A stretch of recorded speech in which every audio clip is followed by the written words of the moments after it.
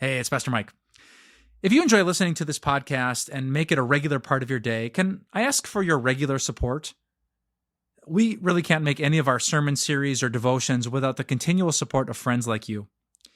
Time of Grace, in case you didn't know, is 100% donor funded, meaning it is your gifts that make it possible for us to use television and print and digital media to share the good news of God's amazing grace. Just click on the link in the episode notes, and thank you for all of your prayers and all of your support. God bless. We're talking about the life of Joshua in the Bible from the book of Joshua this week. Just a review from where we were yesterday. God called Joshua to replace Moses, who was a very significant leader in Israel's history. Maybe it was a little overwhelming for Joshua, but God settled his overwhelmed heart with a lot of promises that he would be with him, that he would care for him, and that there was no enemy that was going to be able to defeat him or Israel on the way to the land that God had promised them, otherwise known as the Promised Land. So the first big enemy, the first big challenge is coming up now in the next couple of chapters when we get into the Israelites getting into Jericho. So Joshua wanted to be strategic about how to take down Jericho. Jericho was a rather large city with a rather large wall that was around the entire city. It was very difficult to get by. There were actually probably two walls, an outer wall and then an inner wall, and very large enough that people actually lived inside the walls. And some of the things that we could spend a lot of time on, but we won't spend a ton of time on today to highlight before we get to the main event is Joshua sent some spies into Jericho to scope out the land to see, if this was going to be legit, if we're going to be able to conquer them. And so they went in, and they were housed by a prostitute named Rahab. And I think that's kind of strange company to have as you're trying to carry out the work of the Lord. But Rahab's story is an excellent one of God's grace. The Bible is not shy talking about Rahab's past. But it's also not shy talking about what happened in the future because of Rahab. If you look in the book of Matthew, there's a genealogy, list of the descendants of Jesus. And guess who one of the descendants of Jesus, or not the descendants, but the Jesus was descended from people. I forget what the word is for that. But anyway, Rahab is in that list. That, in a sense, you could say that the Savior of the world would not have been born without Rahab, this prostitute. So God redeemed her life and used it for a really, really great purpose, just like he does for all of us, a great reminder that God, he redeems our lives. He takes us from a life of sin and redeems us for lives of awesome purpose to honor God and glorify God in really, really incredible ways. So the spies were housed by Rahab, and Rahab made a deal with them. If I help you out, will you save me when you come into the land? Because Rahab was already convinced that the Israelites were going to take down Jericho.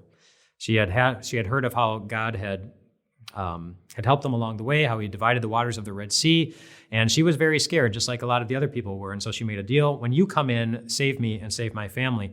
And the sign of where her family was going to be when the Israelites came in was going to be a scarlet thread that was going to be hanging from her house wall, or from her window. And so they would go in, seeing the scarlet thread, they would take her family and they would take them to safety, and they'd be safe when the Israelites came in. And that's what ended up happening later on. And the scarlet thread is it's kind of a cool reminder of the scarlet blood that poured out of our Savior on the cross that saved us, unworthy sinners who don't deserve to be saved by God, and yet Jesus shed his blood for us. So the spies come back and they say, okay, this is good. They're scared of us, and it's time to go in. And so then Joshua is given instructions by the Lord on how to take down the city of Jericho. These are the instructions Joshua passed on to the Israelite leaders that he had received from the Lord. This is the strategy of how they were going to take down this massive enemy of Jericho. Joshua comes up to his leaders and he says, okay, guys, I've been given a plan from the Lord himself. He has told us the way that we will defeat this enemy, and he has promised that it will happen if we follow his instructions. And they say, yes, a plan from the Lord. This is really, really awesome. I'm so excited. What do we need to do? And Joshua says, here's what we're going to do. We're all going to go and we're going to march around the city, all as a group. We're going to be blowing our trumpets, our little trumpets, the whole time, just as we're marching around the entire city. And they're thinking, yeah, this will really intimidate him. This is exciting. We'll just kind of build up to the big moment when we just go rushing in. And he says, we're just going to march around. We're not going to shout anything. We're just going to blow our little trumpets. We're going to get all the way around the city, and then we will be done. And then we will go back to camp. And then we'll go to bed. And we'll rest up for the next day.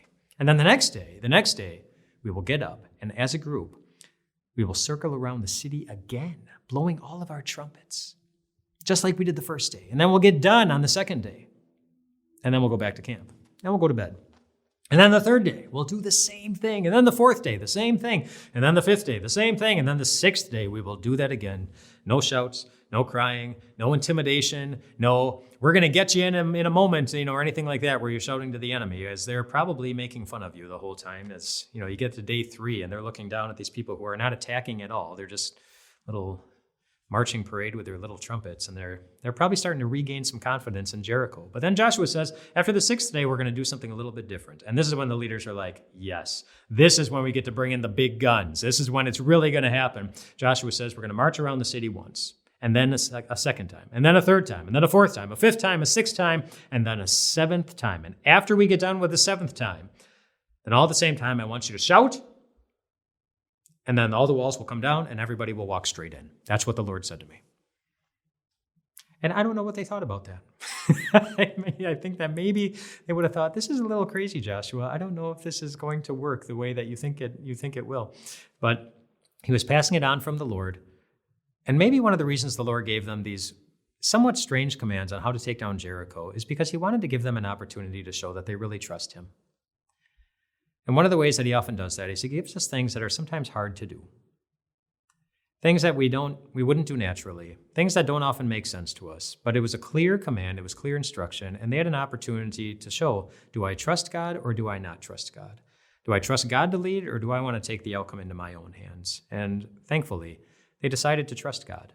And they said, okay, this is what God says, and we will go in and we'll do exactly what he says, and we will trust that God will do exactly what he promised to do. And so they marched around the first day, and then day 2, 3, 4, 5, and 6. Then they got to day 7. They did it exactly. Day 7, they let out the cry, and then guess what happened? The walls all collapsed, and they went straight in. Straight in. And they took the city. They went straight in. I'm emphasizing that phrase because it's an important phrase. So God, at the beginning, he promised that if they did all of this, the walls would collapse and they would go straight in. And then at the end, when they followed the instructions, the walls collapsed and they went straight in. Now, I don't know if you've ever tried to walk through a destruction zone where like a tornado or a hurricane has come through and annihilated some kind of building. And if you've ever tried to walk straight through that destruction zone, you can't do it. There's so much rubble and garbage and everything, piles of sharp, you can't walk straight through. You have to be careful with your stepping and you can't go straight in. And yet the Israelites did.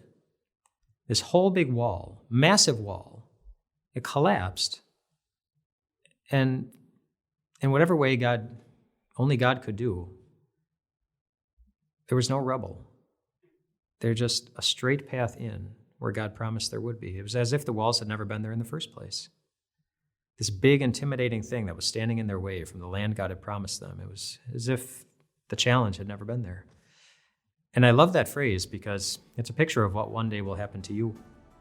There are a lot of different challenges that you face over the course of your life.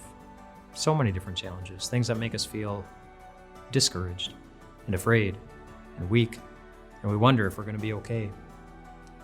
But because of what Jesus did on the cross, because of what we see in his empty grave, we get to know that one day we will walk straight into heaven, where God will wipe every last tear away, where we'll never feel weary or tired ever again, where all the challenges that we faced here on earth, it will be as if they never even existed.